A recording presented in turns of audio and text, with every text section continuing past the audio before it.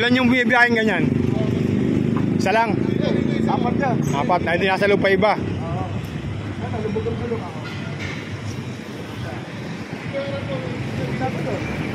Malalim na ba to? Hindi pa yan, peanut pa yan. Mani pa lang yan. Kahapon mas malalim. Meron ba mas malalim para kahapon na to?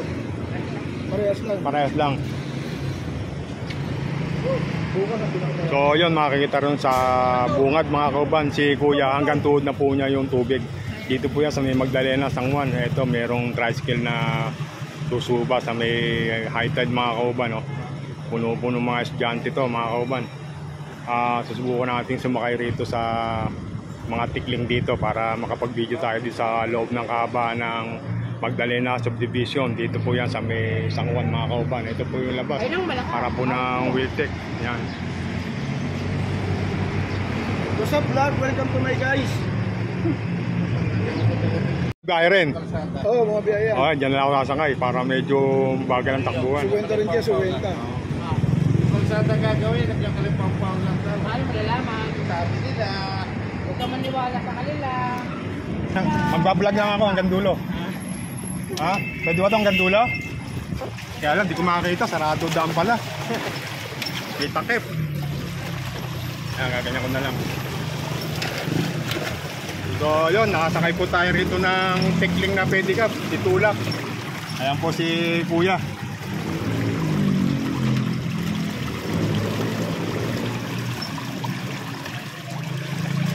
Wala akong pupuntahan dyan ha, sandali mo sa dulo ha. Tapos balik tayo ha. Hindi ako nasakay sa motor eh.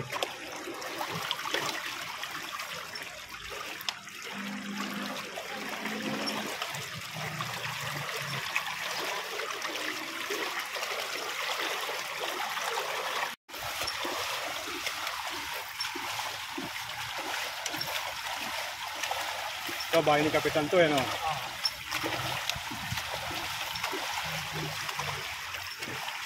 So, yun mga kauban, nandito tayo sa tapat ng College, Roma College. Dito po yung likod niya mga kauban, no?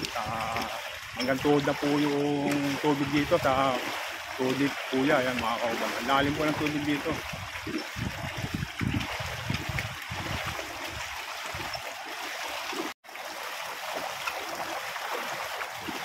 So kung mapapansin nyo mga kauban, wala naman pong ulan. Pero napakalalim po nung high tide dito sa Barangay San Juan. At halos sa buong Balagtas po, yung mga mamibabawang lugar katulad po ng Wawa, Lungos at Panginay mga kauban. Yan, lalim po ng tubig dito. Doon tayo sa papuntang barangay, malalim doon. No? Ayun, papuntang barangay tayo.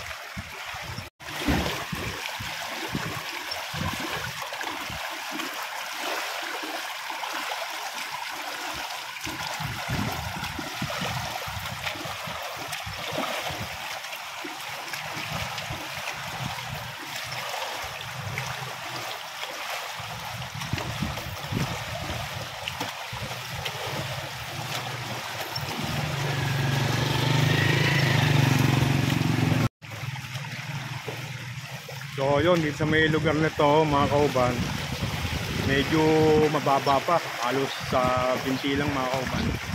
Dito yung kahabaan na to. Ang malalim lang po yung bungad ng kanto ng Magdalena. Dahil palusong po yung karsada do pag galing ka ng MacArthur. Papasok ka rito.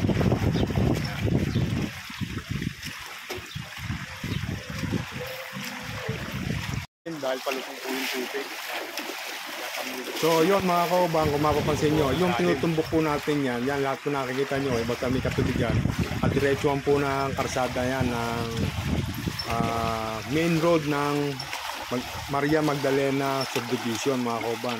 So sa lugar na to, medyo malalim po yung lugar na to mga kauban. Halos gahita na. Yung lugar na to napakalalim po. Yun, banda na po kami ito pagkatapos pinabalik na po natin yung pedicab mga kauban.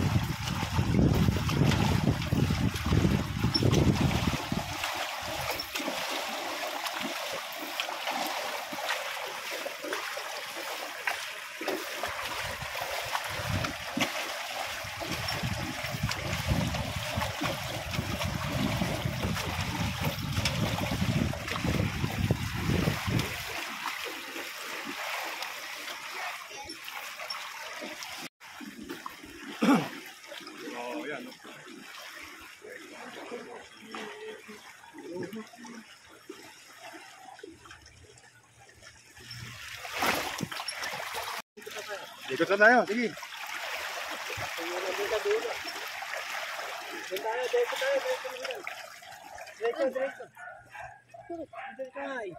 Ikot tayo, balik tayo, Brad. Arandi. Lubak-lubak doon.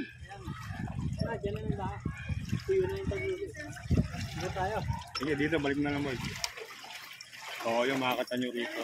Yung parting dulo, wala pong tubig. Medyo mataas po yun. Dito lang po yung may tubig dito sa kaba ng Magdalena. Pinaka main road nila. Napakalalim po ng tubig dito. Kumpara doon sa may harap ng barangay, mababaw lang po. Dito palusong na. Kaya hindi po pantay yung karsada rito, mga kauban. Ano? Mag-ano ba kayo? Pamangkin ko yun. Pamangkin mo. Ayos tulong, no? So yun mga kauban, napag-alaman ko, bali ilang araw na rin po itong high tide na to sa Magdalena. Kadalasan nagsisimula po sa umagang-maga, ngayon po yata, bali tanghali na po nagkumpisa hanggang hapon na po to na ganito kataas yung tubig. Ganito po yung pamumuhay rito sa may Barangay San Juan, sa Barangay Maria Magdalena Subdivision. Ito na nga pa yung barangay nila, medyo mataas po yung lugar ng barangay. Pero sa may karsada po may tubig yan, makita niyo po may tubig. So bali hindi lang din po ito yung may tubig dito.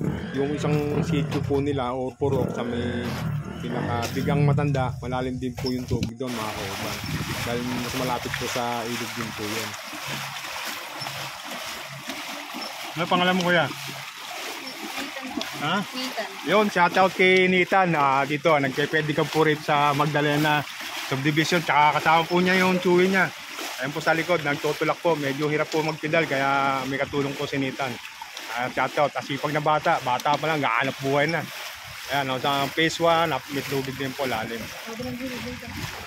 Yun, pabalik na po tayo mga kauban.